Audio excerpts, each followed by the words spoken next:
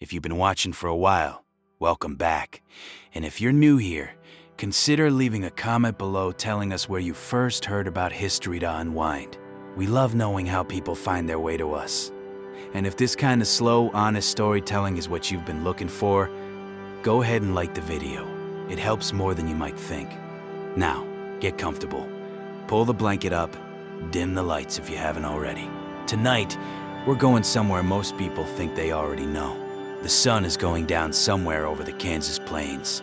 The sky turns the color of an old copper coin, burnt orange bleeding into violet, with just a thin line of gold still clinging to the horizon. A train whistle sounds somewhere far away, carried on a wind that smells of dry grass and dust. The sound rises and falls, then disappears into the dark. This is the Wild West of the imagination, the one that lives in movies and novels and in the deep dreaming corners of the American mind. The lone rider, the dusty town, the showdown at noon, the honest lawman and the fearsome outlaw, each defined by a gun and a code. It's a story so powerful, so polished, so endlessly retold, that it has come to feel like memory, like something people actually lived through rather than something they were sold. But tonight, we're not here for that story.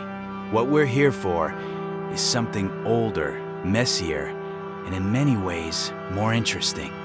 We're here for the real frontier, the one that existed before anyone thought to romanticize it, the one made of economic desperation and land speculation, of backbreaking labor and prairie loneliness, of complicated people trying to survive in a place that was never as empty or as lawless as the myth suggested, the one that included thousands of people whose faces you've never seen on a movie poster. This is not a story told with contempt for the past. The people who lived through the frontier era, all of them, on every side of every fence, were doing what humans have always done, trying to find their footing in a world that kept shifting beneath them. Some of them built remarkable lives. Some of them suffered in ways that still echo. And almost none of them looked like what Hollywood eventually decided they should look like. So tonight, we settle in. We take our time. And we begin at the beginning. Not at the beginning of the frontier itself, but at the beginning of the story we tell about it. Because to understand how a myth works, you have to understand who built it, and why, and for whom.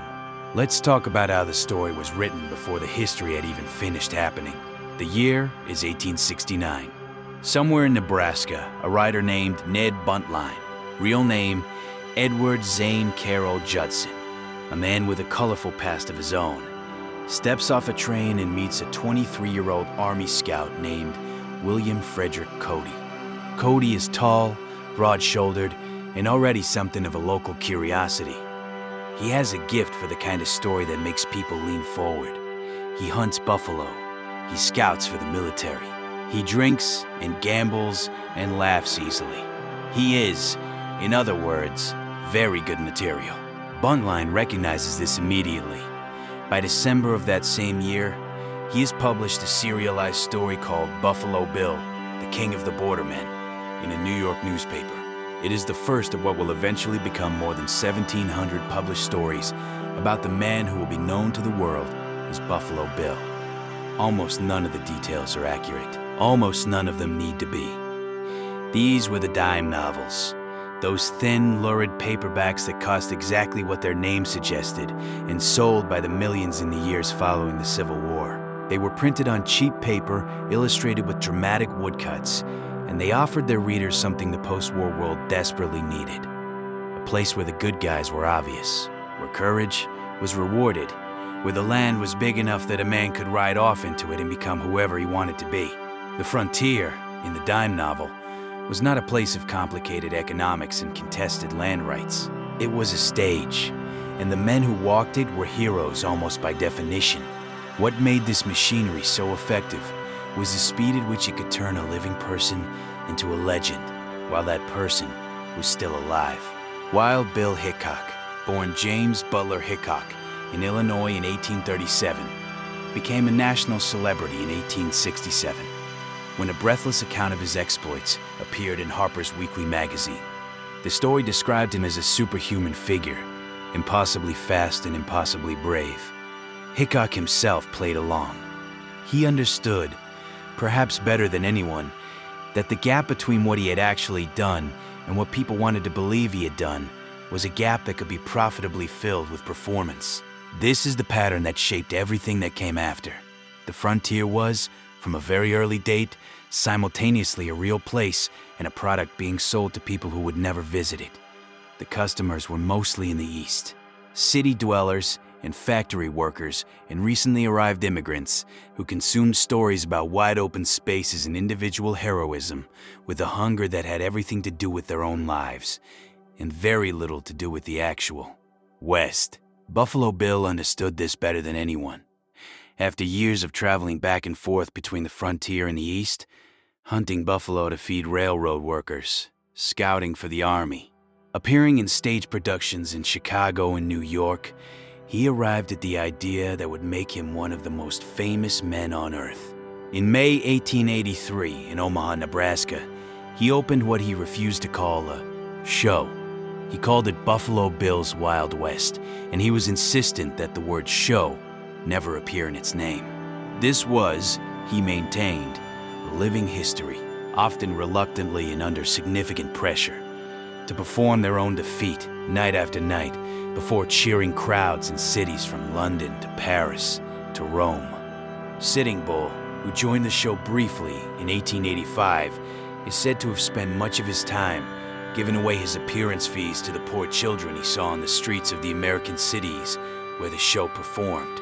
He found the poverty of the industrial East shocking, in a way that the audiences filing into those arenas perhaps did not expect from a man they had come to see as symbol of savagery. Photography and later cinema would complete the project that the dime novels in the Wild West show had begun.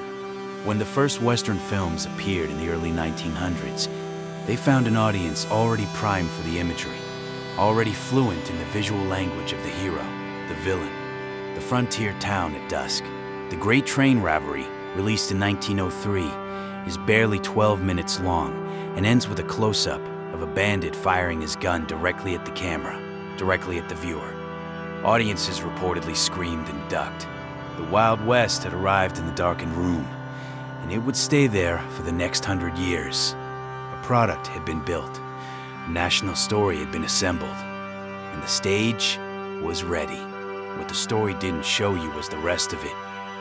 What was actually on that stage, once the lights came down. Think for a moment about the word destiny, about what it asks you to believe. Manifest destiny. The phrase coined in 1845 by a journalist named John L.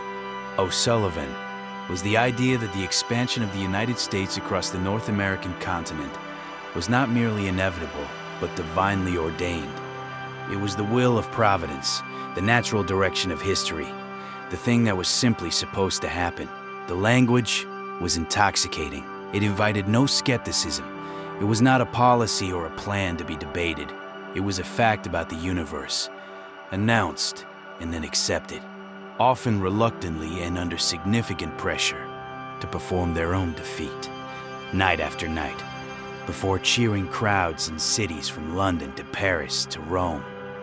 Sitting Bull, who joined the show briefly in 1885, is said to have spent much of his time giving away his appearance fees to the poor children he saw on the streets of the American cities where the show performed. He found the poverty of the industrial East shocking in a way that the audiences filing into those arenas perhaps did not expect from a man they had come to see as a symbol of savagery. Photography and later cinema would complete the project that the dime novels and the Wild West show had begun. When the first Western films appeared in the early 1900s, they found an audience already primed for the imagery, already fluent in the visual language of the hero, the villain, the frontier town at dusk. The Great Train Robbery, released in 1903, is barely 12 minutes long and ends with a close-up of a bandit firing his gun directly at the camera, directly at the viewer. Audiences reportedly screamed and ducked. The Wild West had arrived in the darkened room, and it would stay there for the next 100 years. A product had been built, a national story had been assembled, and the stage was ready. What the story didn't show you was the rest of it. What was actually on that stage once the lights came down. Think for a moment about the word destiny, about what it asks you to believe. Manifest destiny, the phrase coined in 1845 by a journalist named John L. O'Sullivan, was the idea that the expansion of the United States across the North American continent was not merely inevitable, but divinely ordained. It was the will of Providence, the natural direction of history. The thing that was simply supposed to happen. The language was intoxicating. It invited no skepticism. It was not a policy or a plan to be debated. It was a fact about the universe, announced and then accepted.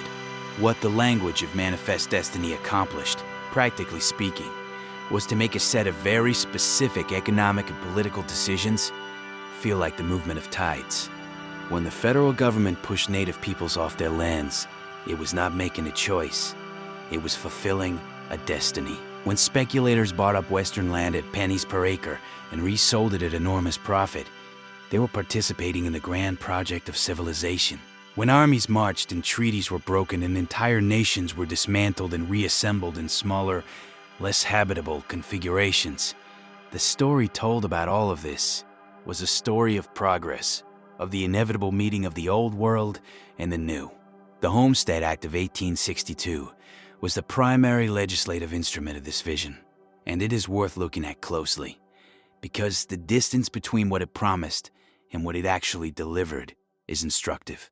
President Abraham Lincoln signed it into law on May 20th of that year, and its premise was genuinely democratic in its ambition. Any adult citizen who had never borne arms against the United States could claim 160 acres of surveyed public land, live on it for 5 years, improve it, and the land was yours, free. The government was, in effect, handing out pieces of the continent to ordinary people, and the story of this generosity became part of the American mythology of opportunity. The reality, as tracked meticulously by the National Archives, was rather different. Of the roughly 500 million acres dispersed by the General Land Office between 1862 and 1904, only 80 million acres ended up in the hands of actual homesteaders.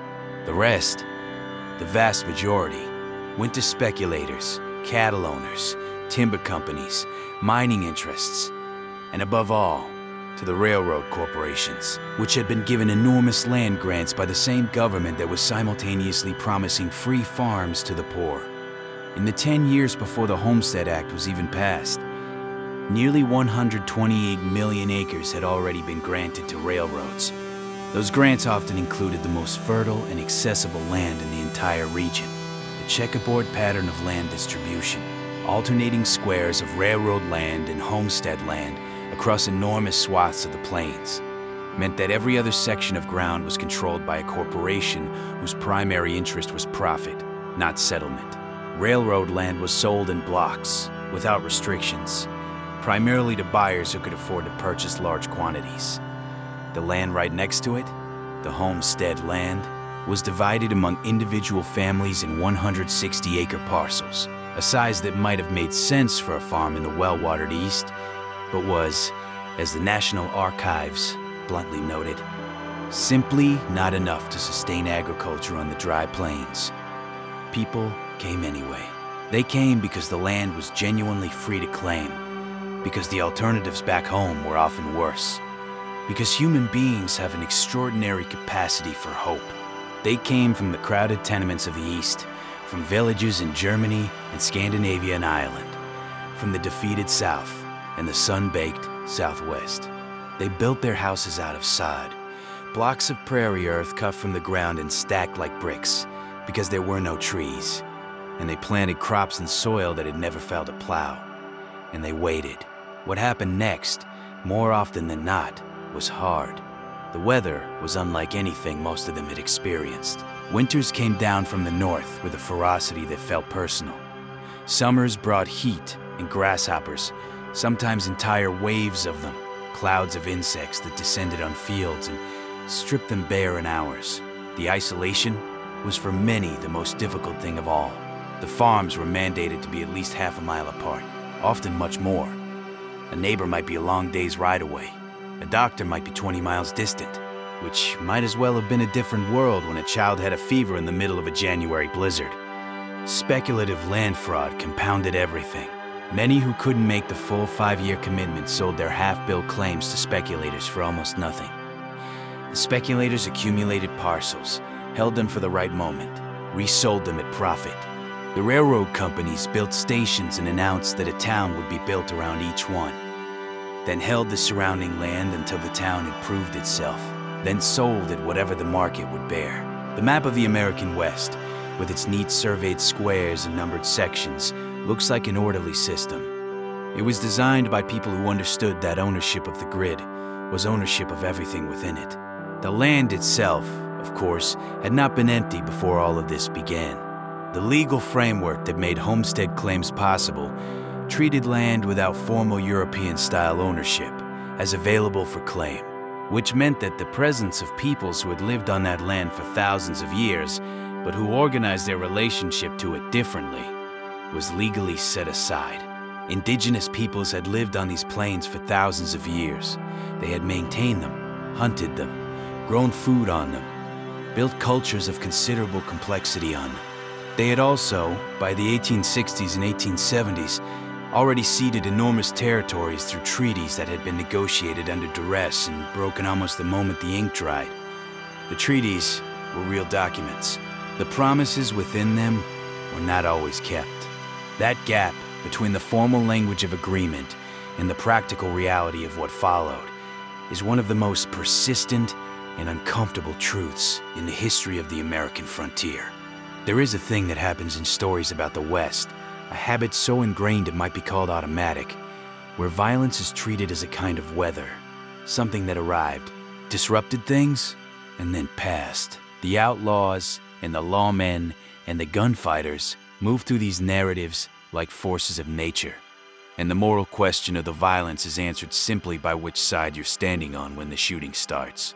The reality of violence on the frontier is considerably more complicated, and also more interesting. First, the mythology of the gunfight, the iconic image, 2 men facing each other in a dusty street at noon, hands hovering over holsters, the town frozen and silent around them, is, by the careful assessment of historians at institutions from Yale to the Archery Museum of the American West, largely a creation of entertainment. The first documented quick-draw gunfight in the Western tradition, the shootout between Wild Bill Hickok and Davis Tutt in Springfield, Missouri in July 1865, is considered notable precisely because it was so unusual. 2 men actually did face each other in a public square and draw. One of them died. The distance between them was roughly 75 feet, and Hickok shot Tutt through the chest with a single round from a pistol. The story appeared in Harper's Weekly in 1867, made Hickok a national celebrity, and established the template that would define the genre. What the template obscured was that Hickok-Tutt was essentially a one-of-a-kind event. Most violence on the frontier was messy, unplanned, and closely connected to alcohol and gambling. When guns were fired in the real Old West, they were rarely fired by men standing calmly at a specified distance, who had agreed, through some understood code, to let each other draw before anyone pulled the trigger. More often, they were fired in the close quarters of a saloon by people who were drunk, at close range, with considerable chaos, and a high probability of hitting someone who hadn't meant to be involved. The romantic duel was largely fiction. The ugly brawl was reality. There was real violence on the frontier, and it was systemic rather than exceptional. But understanding it requires understanding what kind of society the frontier actually was. It was a society with a thin legal infrastructure, enormous social inequality, and a population that included a disproportionately large number of young, unattached men who had come looking for something: gold, land, a new start, and often found instead that what they had traveled toward was not available to them. Disappointed expectations and alcohol and weapons in close quarters produced predictable results. The violence was real, but it was the violence of poverty and displacement and frustrated hope, not the violence of heroic confrontation. The systems of law on the frontier were also more complicated than the myth suggests. It was not, as is often imagined, a place without law. It was a place with law that operated unevenly and often served the interests of the powerful rather than the powerless. Town councils and county sheriffs and federal marshals all existed. Courts held sessions. Jails were built, usually among the first permanent structures in any new settlement. But whose law was enforced, and against whom, was a question answered differently depending on who you were and what you owned. Vigilante justice, the organized replacement of formal courts with mob action, was common in mining camps and early settlements, often organized by the wealthiest members of those communities who had the most to gain from quick resolution of disputes over property. What was called a committee or a vigilance organization could look, from the outside, like an impromptu law enforcement body. What it often was, in practice, was a mechanism for the powerful to eliminate rivals, settle old scores, and exercise control without the inconvenience of due process. Lynching was not an aberration of frontier justice. In many cases, it was frontier justice. Labor violence was another reality that the myth carefully omits. The mining towns of the West, the silver camps of Nevada and Colorado, the gold fields of California and the Black Hills, were not just places of independent fortune seekers. They were, increasingly, places of industrial labor, where men were employees of corporations that owned the shafts and the equipment in the company stores, where those men were obligated to spend their wages. When workers organized and demanded better conditions, the violence that followed was rarely heroic. It was the violence of Pinkertons and armed company men, and, when necessary, state militias. The workers who were beaten and killed in those conflicts rarely made it into the dime novels.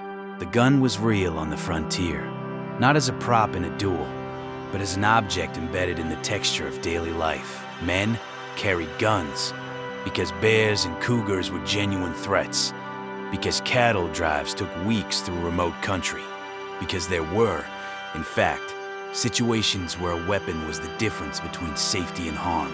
But the gun also carried social meaning. It was a symbol of status, of masculinity, of the self-sufficient man who needed nothing from anyone and could enforce his own interests without the intermediary of a court or a constable. The gun, as an everyday object, as a thing you wore as routinely as a hat, is something that existed on the frontier not because the frontier was inherently violent, but because the frontier was a place where the state was weak and individual security depended on individual capability. Now close your eyes for a moment and imagine this. A single dusty street, late afternoon. The boardwalk is warped from weather. Two horses are tied to a post outside a building with a painted sign. Inside that building, it smells of sawdust and spilled beer and pipe smoke. A man is playing a slow tune on an out-of-tune piano in the corner. This is a saloon, and in the history of the American frontier, it is one of the most important places that exists. Not because of the violence that occasionally erupted inside it, but because of the life that went on there every other day. The saloon was the infrastructure of the frontier town. It appeared first, usually before the church, before the school, sometimes before the jail. It arrived because it was easy to build.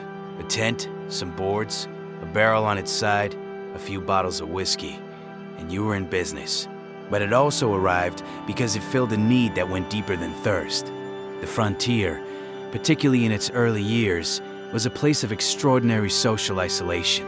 Men who worked cattle drives spent months on the trail, seeing the same dozen faces for weeks at a time. Men who worked in mines went down into darkness every morning and came up into a world that offered very little else. Men who homesteaded lived miles from the nearest neighbor. The saloon was, for many of these men, the only reliably available place to talk to someone they hadn't already talked to 100 times. Cowboys earned, in the era of the great cattle drives, somewhere between $25 and $40 a month, roughly the equivalent of $1,000 to $1,500 in modern currency. But with no paid time off, no sick leave, no protection against injury, and a working day that had no defined end. The trail boss told you when you slept. After months of that, Arriving in Abilene or Dodge City or Wichita with your pay in your pocket and nothing between you and a new kind of trouble was both the reward and the risk. A glass of beer cost 5 cents. A shot of whiskey was 2 bits, 25 cents. For most cowboys, an evening in a saloon was an affordable release, not a ruinous one. The real danger was at the gambling tables, where a month's pay could disappear in an hour. The debt cycle was another trap that the mythology doesn't mention. The company store, that institution attached to mining operations, and sometimes to large ranching outfits, worked on a principle that was simple in its mechanics and devastating in its effects. Workers were paid in scrip that could only be spent at the company store. The store sold food, clothing, tools, and necessities at prices set by the company, with no competition and no recourse. If you needed something and didn't have enough scrip, the store would extend credit. And once you were in debt to the company, the debt was a chain. Men worked months to pay off what they owed and never quite managed it. The song 16 Tons, written generations later about coal miners, describes a system that had its roots in the frontier economy. You owed your soul to the company store. The women who worked in frontier saloons occupied a position that the myth has consistently either glamorized or ignored. The reality was somewhere between these extremes and considerably more human. Some women who worked in saloons were there by economic necessity, having arrived in the West with limited options in a world where most legitimate employment was unavailable to women. The ratio of men to women in frontier communities was often extreme. In some mining camps, 9 or 10 men for every woman, which created economic dynamics that shaped every interaction. Dance hall girls, entertainers, women who worked in the sex trade. These were not uniformly victims any more than they were uniformly adventuresses. They were people navigating a constrained set of options with whatever tools they had. Some accumulated property and capital. Some were trapped in circumstances they could not escape. Most were invisible in the stories that came later. The prostitutes of the frontier towns, the soiled doves, as the euphemism had it, were often the economic conduit through which cowboys and miners' wages flowed into the wider local economy. Merchants noticed that their best customers sometimes included the women from the cribs along the back streets, because those women spent freely on the things that signaled respectability: fine fabric, good shoes, the small luxuries that meant something in a world of rough wool and muddy boots. The economy of the frontier was tangled and human in exactly the ways that the legend does not show. Let's take a moment and place you on a hillside outside of Sacramento, California, in the winter of 1866. Below you, stretching into the distance, are the foothills of the Sierra Nevada. And on those hillsides, arranged along ledges of rock and across slopes of granite, are thousands of men working with hand tools and black powder, building something that will change the entire American West more profoundly than anything else in the 19th century. The Transcontinental Railroad is under construction. The Central Pacific Railroad is building eastward from Sacramento. The Union Pacific is building westward from Council Bluffs, Iowa. When they meet, which will happen on May 10, 1869, at Promontory Summit in Utah Territory, with a ceremonial golden spike and telegrams sent simultaneously to both coasts. The completion will be celebrated as one of the great achievements of American civilization. Bells will ring. Cannons will fire. Newspaper editors will reach for the word magnificent. What the celebrations do not dwell on is who built it. By 1867, more than 90% of the Central Pacific's workforce was Chinese. At the peak of construction, between 10,000 and 15,000 Chinese workers were employed at any given time, possibly as many as 20,000 over the course of the entire project. They had come primarily from the Pearl River Delta region of Guangdong Province, a part of China that had been devastated by poverty, ethnic conflict, and the aftershocks of civil war. They had read advertisements in newspapers in Hong Kong and Guangzhou about work in California. They had boarded ships and crossed the Pacific and arrived in a country that had already decided, on the basis of race, what they were allowed to do and who they were allowed to become. They were paid less than their white counterparts, approximately $26 a month, compared to $35 for white workers. Unlike white workers, they were required to cover their own food and lodging costs, which meant their effective wages were even lower than the nominal figures suggest. They had the most dangerous assignments: the tunneling, the blasting, the work in the tight darkness of the Sierra Nevada, where miscalculation meant death. They were lowered off cliff faces in baskets or chairs, drilling holes into sheer granite, packing those holes with black powder, and then attempting to be hauled back up before the fuses burned down. Whether the baskets were wicker or rope chairs remains a matter of some historical debate. But the essential fact that men were dangled off the sides of mountains to blow holes in them does not. The winters of 1866 and 1867 were two of the harshest on record. Snow buried the work camps under drifts that sometimes measured 20 or 30 feet. Tunnels were dug through the snow to reach the work sites. Avalanches were a constant danger. Men were buried alive, sometimes not found until the spring thaw. Few records were kept of the deaths. Estimates range from 1,000 to as many as 2,000 Chinese workers who did not survive the building of the transcontinental railroad. The bones of many of them were shipped back to China because their families had asked for that, and because the railroad companies, for all their indifference to worker safety, understood that this gesture of respect cost them very little. In June of 1867, after a tunnel explosion killed 6 Chinese workers, approximately 3,000 workers staged what was, at the time, the largest labor action in American history. They walked off the job and returned to their camps. Their demands were simple and reasonable: wages equivalent to white workers, a shorter workday in the dangerously enclosed tunnels, and an end to the most extreme physical punishments. The Central Pacific responded by cutting off all food supplies to the camps. After 8 days, the workers returned without any of their demands having been met. The company quietly raised some wages in the following months. The strike was not celebrated. It was barely remembered. When the last spike was driven to Promontory, the Chinese workers who had built more than half the railroad were not present in the famous photographs. The celebration was for the men in suits and the men with titles.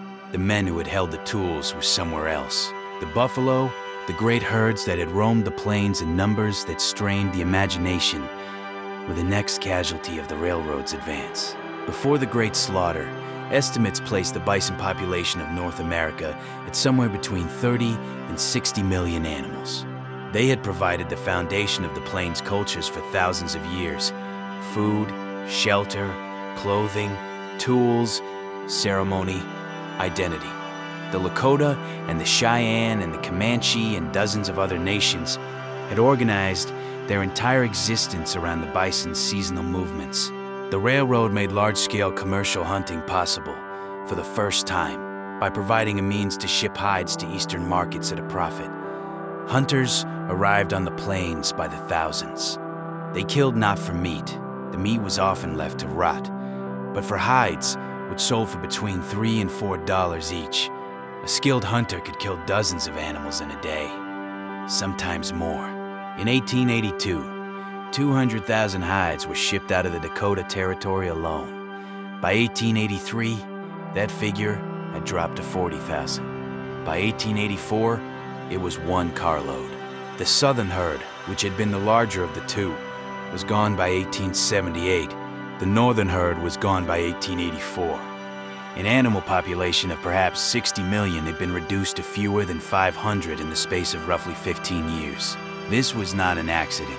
Colonel Richard Dodge of the U.S. Army in 1867 stated plainly, "Every buffalo dead is an Indian gone." Secretary of the Interior Columbus Delano wrote in 1872 that the rapid disappearance of the bison must operate largely in favor of our efforts to confine the Indians to smaller areas and compel them to abandon their nomadic customs. When a bill was introduced in Congress in 1874 that would have regulated the killing of buffalo, President Ulysses Grant vetoed it.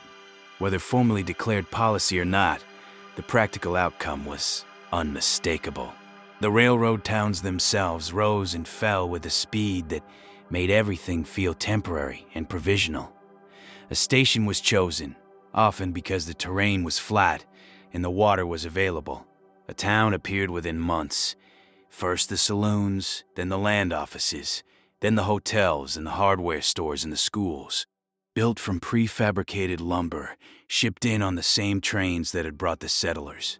The false fronts of the buildings, facades that extended above the actual roofline to make one-story buildings look 2 stories tall, were a kind of visual boast, a declaration that this place was more substantial than it appeared.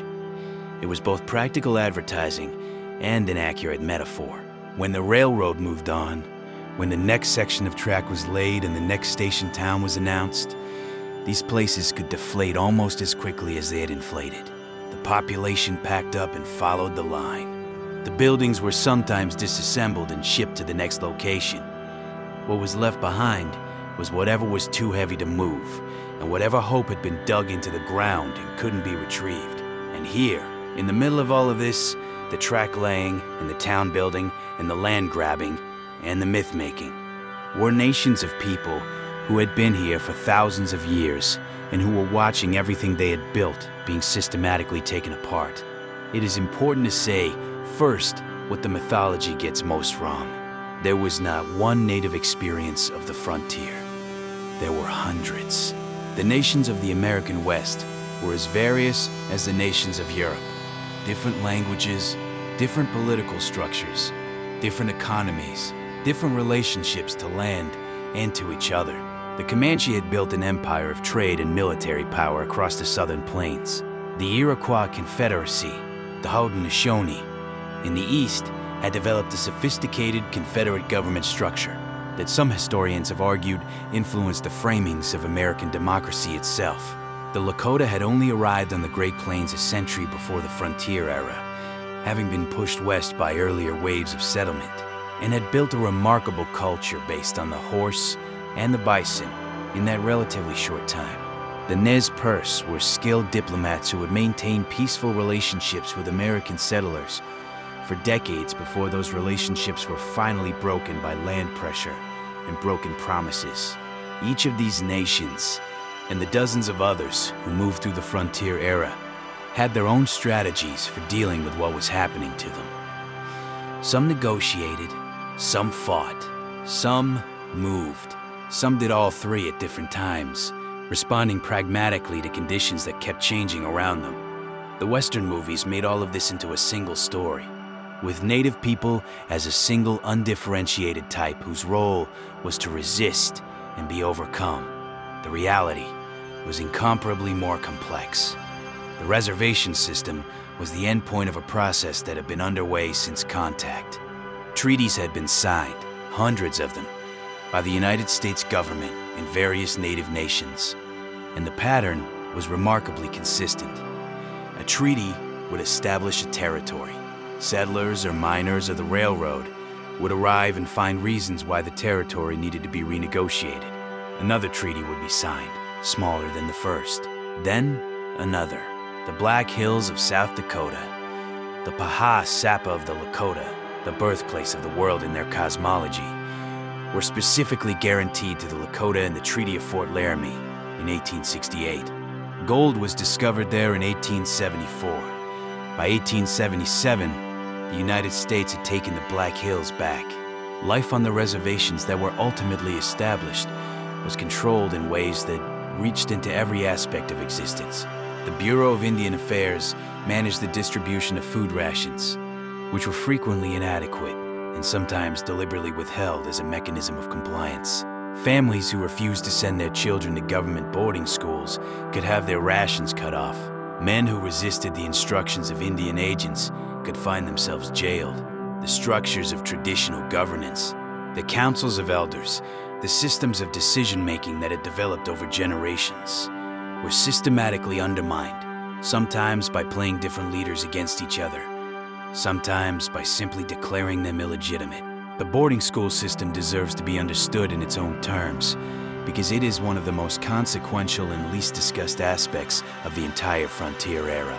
Beginning in the 1870s and accelerating through the 1880s and 1890s, The federal government established a network of schools, eventually more than 400 of them, spread across 37 states and territories, whose explicit purpose was the erasure of Native identity and the production of assimilated Americans. The founder of the Carlisle Indian Industrial School in Pennsylvania, Captain Richard Henry Pratt, summarized the philosophy in a phrase that became the institution's unofficial motto: "Kill the Indian to save the man." Children were taken from their families, sometimes forcibly, sometimes through the use of economic coercion that left parents no meaningful choice, and sent to schools that could be hundreds or thousands of miles from home. Their hair was cut, their clothes were replaced with uniforms, their names were changed to English names. They were forbidden, under penalty of physical punishment, to speak their own languages. They were taught that everything about the lives their parents and grandparents had lived was wrong, backward, something to be ashamed of. Many of them returned home years later, unable to communicate with their own families. Many of them never returned at all.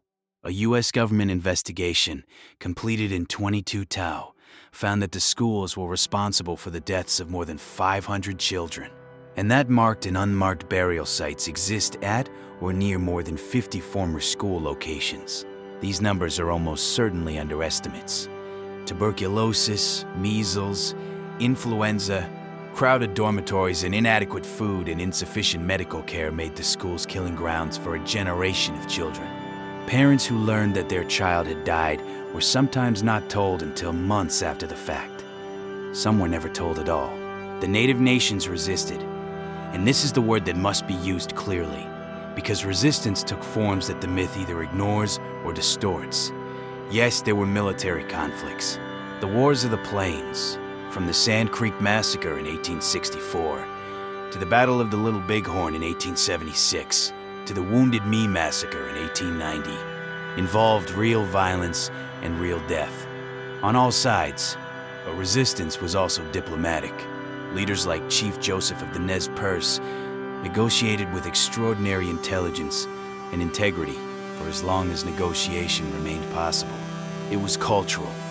The Sundance and other ceremonies were maintained covertly for decades after the government had outlawed them, because the ceremonies were not decoration but the structural material of the communities themselves.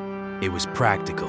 Indigenous women maintained the networks of kinship and knowledge that kept families together through the worst years of the reservation system. The Western film's version of this history, the savage as adversary, present only to create conflict and then to disappear, is not merely incomplete. It was a version of the truth, but only a narrow and selective one. Now let's talk about the cowboy, because the cowboy deserves an honest accounting. He existed, the cattle drives were real, and the men who worked them were real, and the life was as difficult and unglamorous as any agricultural labor has ever been. Between roughly 1866 and 1886, 20 years, no more, before the expansion of barbed wire fencing and the railroad made the long trail drive obsolete. Somewhere between 30,000 and 40,000 men worked as cowboys on the cattle trails that moved Texas longhorns northward to the railheads in Kansas and beyond. They were paid between $25 and $40 a month. They worked in all weather. They slept on the ground. They ate camp food, beans and salt pork and hardtack, and occasional fresh meat when something could be killed along the way. They were in the saddle for months at a time. Of those roughly 35,000 cowboys, historians estimate that between 6,000 and 9,000, approximately 1 in 4, were black. This is a statistic that the mythology of the Wild West spent a century trying to make invisible. After the Civil War, when freedom was legally established but economically denied throughout the South, many formerly enslaved men and their sons went west, because the cattle industry offered something that was rare in that era: the possibility of being paid relatively equal wages for demonstrated skill, and the possibility of being judged, at least some of the time, by what you could do rather than who you were. This was never entirely true.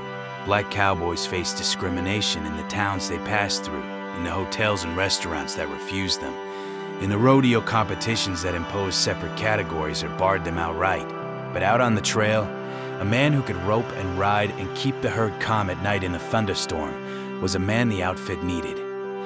And need has a way of temporarily overriding other considerations. Nat Love was born into slavery in Tennessee in 1854. He taught himself to ride and rope, joined a cattle drive as a teenager, and spent years working the trails from Texas to the Dakotas. He learned to speak Spanish, a necessary skill in an industry where the techniques and the vocabulary had been developed by Mexican vaqueros long before American cowboys adopted them. In 1907, he published an autobiography, and his account of cowboy life is one of the most vivid and personal records we have of what it was actually like. The vaqueros. The Mexican horsemen who had been working cattle on the Texas and California ranges since before there was a United States deserve particular mention, because without them, there would have been no cowboy culture at all. The techniques of cattle driving, the equipment, the vocabulary, lasso, rodeo, chaps, bronco, stampede, all of these words came from Spanish, and the knowledge they represented was developed in Mexico and California over generations before Anglo-American settlers arrived. The cowboy as an American icon is a figure assembled from indigenous knowledge of the land, African-American labor and expertise, Mexican techniques and equipment, and Anglo-American mythology. The mythology remembers only the last of these. The gunslinging cowboy who settled disputes with a draw was, as we have established, largely a fiction. The actual violence associated with cowboys was generally less dramatic and more banal. Bar fights in trail towns, disputes over gambling debts, the occasional altercation that grew out of the specific social pressures of life on the trail. The gunfight at the OK Corral, the most famous gunfight in Western history, lasted approximately 30 seconds. Involved about 30 shots fired at close range, with a casualty count of 3 dead and 3 wounded, and was the product of a long simmering feud between two factions of a small Arizona mining town. It was not a noble confrontation between law and lawlessness. It was a messy, frightening, close-range gunfight between groups of men who had complicated and overlapping relationships with both the law and crime. Dodge City, which earned a reputation as the deadliest city in the West, averaged approximately 1.5 homicides per year during its most violent decade. More people are murdered in many American cities on an average weekend. The legend outran the reality in every direction. The cowboy's working life ended not with a sunset ride into the horizon, but with the arrival of barbed wire and the railroad. Barbed wire, patented in 1874 and in widespread use by the early 1880s, made the open range, the essential precondition of the cattle drive, impossible to maintain. Ranchers fenced their land, farmers fenced theirs. The long trails became impassable as private property divided the plains into enclosed parcels. The railroad expanded its network until there were railheads close enough to every ranch. The cattle could be shipped without ever being driven at all. By the late 1880s, the era of the great drives was effectively over. The cowboy as an economic category was already becoming a figure of nostalgia before the century had turned. In the winter of 1873, somewhere on the Kansas plains, a woman sits in a sod house as a blizzard shakes the walls and the cold finds its way through every gap.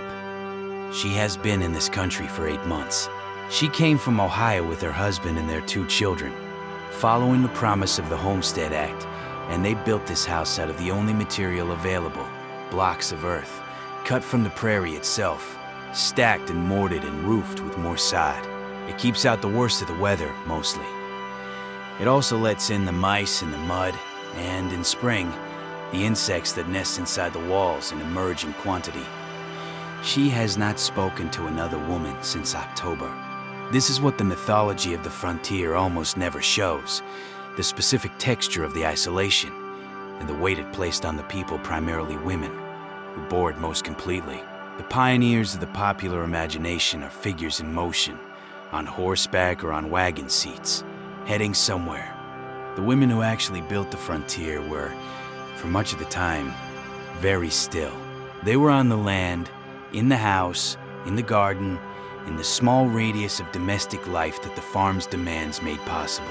The physical work was extraordinary. Laundry required water to be hauled from whatever source was nearby, heated on a wood or buffalo chip fire, used to scrub clothing on a washboard, then hauled away again. Bread was baked from scratch every few days. Butter was churned. Vegetables were preserved for the winter. Chickens were kept and slaughtered. Children were born, often without a doctor, often without another woman in the house to help. And sometimes children died, which was not unusual in an era before antibiotics and before infant mortality had been substantially reduced. Women died in childbirth too, from complications that would be trivially treatable in any modern clinic. The nearest doctor might be 20 miles away and inaccessible in winter. The term that historians have applied to the particular kind of mental deterioration that struck many frontier settlers, particularly in the Great Plains, is prairie madness. It appeared in medical and journalistic accounts as early as the 1870s and 1880s, described as a condition brought on by the extremity of the isolation, the relentlessness of the work, the featureless repetition of the landscape, and the absence of any of the social supports that most human beings require to remain psychologically intact. It affected men and women both, though the symptoms differed. Men were more often reported to turn to violence, women to turn inward, becoming silent and unreachable.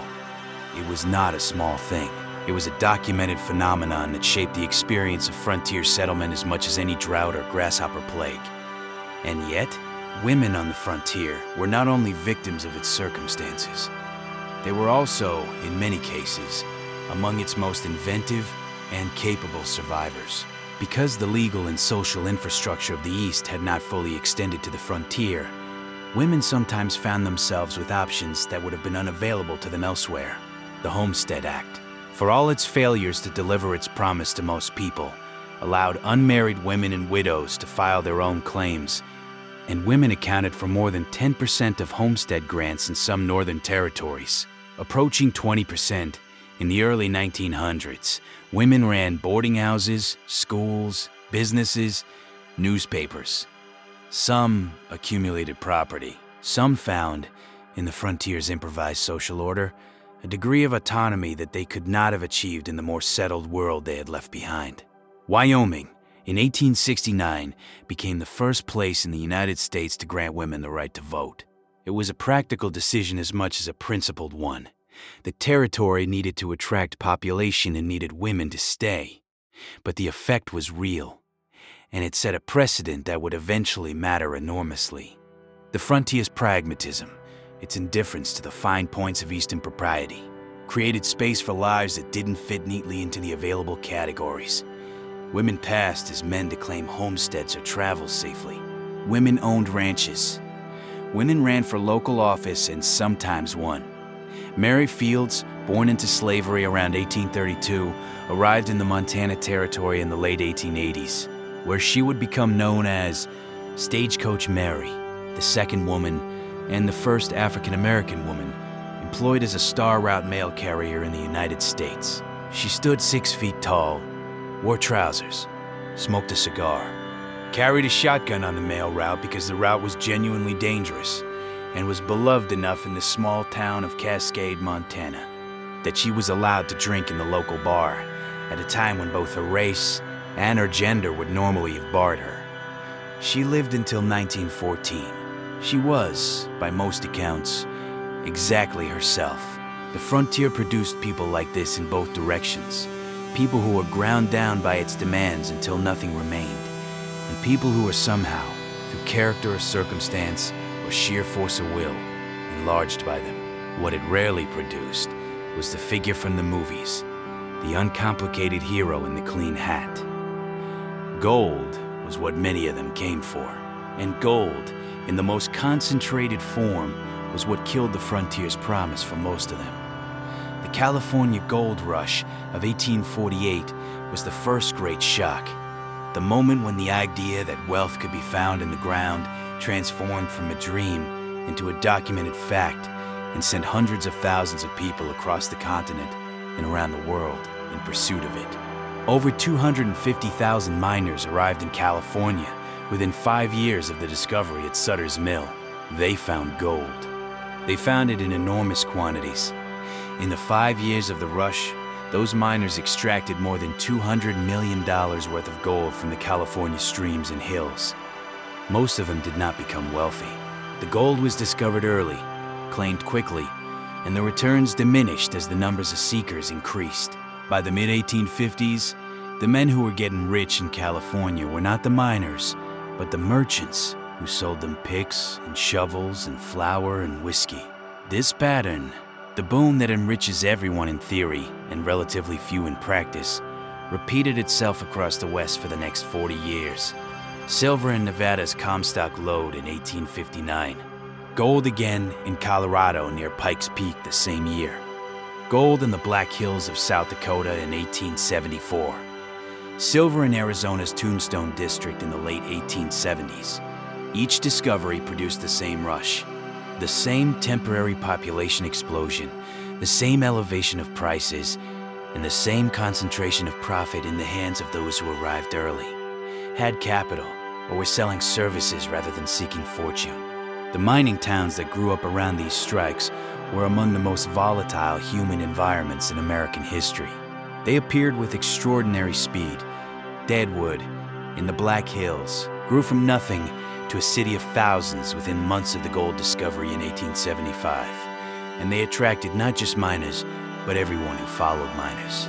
Gamblers, merchants, prostitutes, criminals, lawyers, doctors, journalists, and the inevitable agents of order who were hired, not always successfully, to impose some structure on the chaos. They burned down regularly, because everything was built of wood and someone was always drunk near a lamp. They were devastated by floods. They were devastated by violence. And they were devastated, most reliably, by the exhaustion of whatever mineral had brought them into existence. The boom and bust cycle was not a failure of the system. It was how the system was supposed to work. From the perspective of the people who had capital to invest in it, a rush would begin. Land prices would soar. Those who had bought early would sell to those arriving later. The mining operations would become industrial. The individual prospector with his pan would give way to the hydraulic mining company, or the deep shaft mine operation, which required capital equipment and a large, relatively cheap workforce. The companies would extract whatever remained to be extracted, and then close the operations and leave. What they left behind was a depleted landscape, rivers full of silt from hydraulic operations, hillsides scraped raw, water tables disturbed, and a population of workers who had no further use to the enterprise that had brought them there. The water wars that emerged from this process were among the most bitter and complicated disputes of the frontier era. Who owned the water in a river? Who could divert it, dam it, appropriate it? The legal doctrine that developed in the West, prior appropriation, meaning whoever used the water first had the right to continue using it, was designed to encourage development, but created systems of advantage and exclusion that persisted for generations. Ranchers who arrived early and established water rights could effectively control the range for miles around their holdings. Later arrivals, including many homesteaders, found that the land they had claimed was worthless without access to water that had already been spoken for.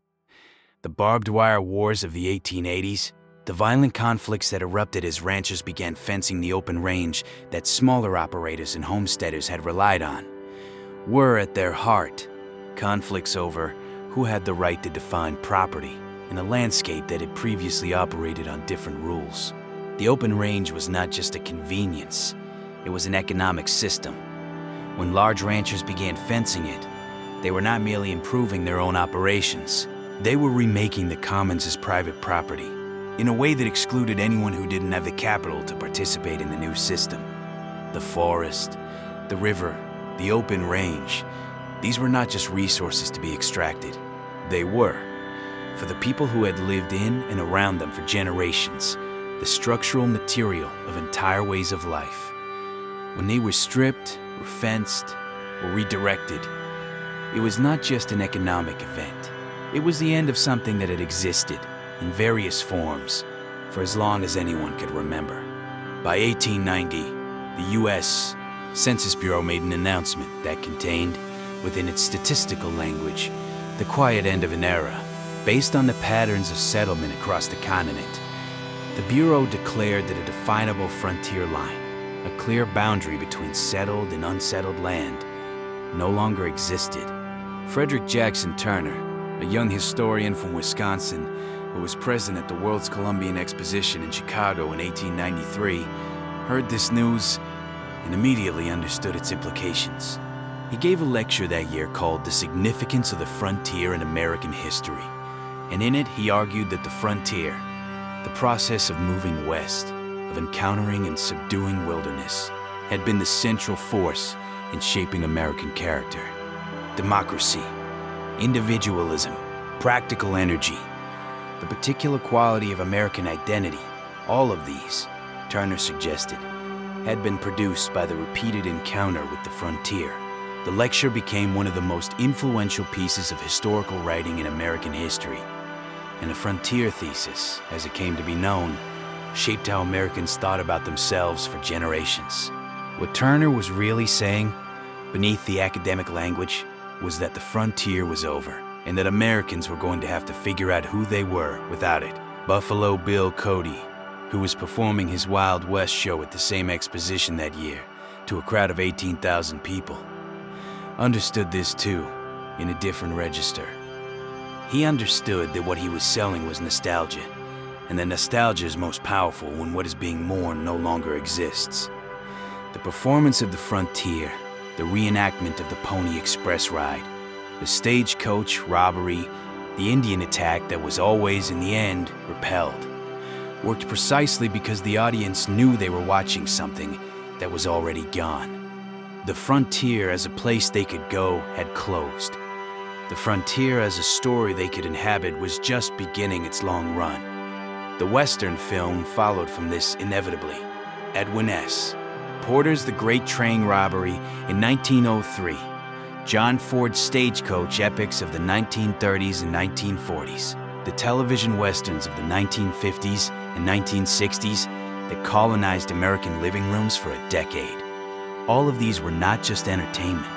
They were a sustained act of cultural memory-making, selecting and amplifying certain elements of the frontier experience.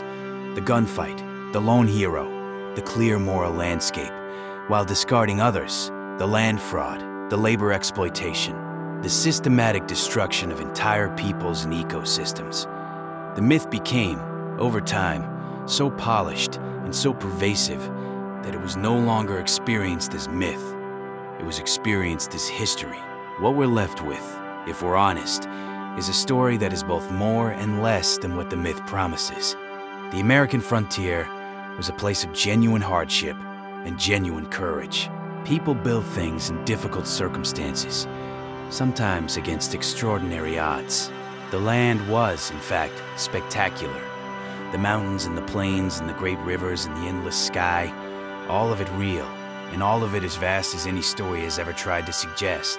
The people who came there carried with them the full complexity of human nature: generosity and cruelty, vision and short-sightedness, heroism and cowardice in measures that varied from person to person and situation to situation, just as they always do.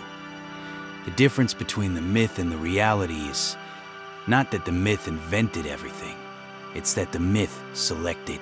It took the elements that made a satisfying story: the clear hero, the honorable conflict, the deserved victory, and discarded the elements that didn't fit that template.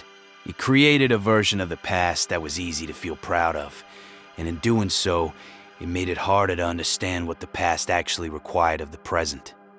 The people who lived through the frontier era, the Chinese workers whose bones were shipped home in boxes, the black cowboys who were absent from the paintings, the native women who taught their children to hide from the agents who came to take them to school, the prairie women who raised their families in earthen houses and sometimes lost their minds to the loneliness, the speculators who made fortunes, and the homesteaders who lost everything. All of them were here. All of them were part of the story. The story is large enough to hold all of them, if we are willing to make room. So, We've come to the end of the night, and it's a good moment to simply sit with what we've heard. Not to assign verdicts or deliver conclusions, but to let the weight of it settle. The frontier was not what the movies made it. It was harder and stranger and more crowded with people whose faces we were never shown. It was built by labor that was underpaid and remembered selectively. It was purchased with promises that were broken and with pain that was real. None of that diminishes the beauty of the landscape. None of it makes the courage of ordinary people any less genuine. It just makes the story complete, or more complete than it was. And complete stories, even the difficult ones, are better to carry than beautiful lies.